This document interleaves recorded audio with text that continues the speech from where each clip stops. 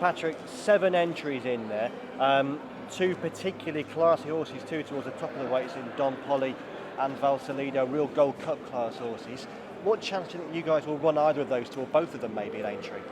Well, the plan is to go for the Gold Cup and see after that. A bit like Manny Clouds last year, the Gold Cup is the main aim, and we'll reevaluate after that. But if you're not in, you can't win. So they're in for the option.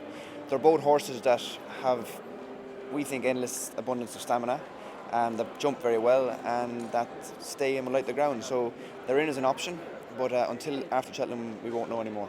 Do you see either of them as obvious Grand National types, if you like, horses that would be particularly suited by the race? Yeah, I think the race would suit both horses. As I said, they jump well, they stay well, they go on the ground.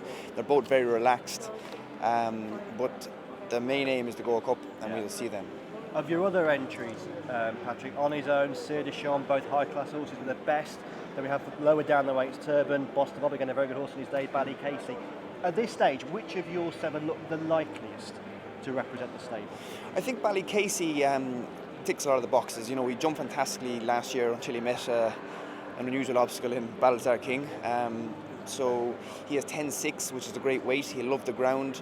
His last 2 runs have been disappointing, but we think just in his older age, he's not really going on the tacky ground in winter in Ireland.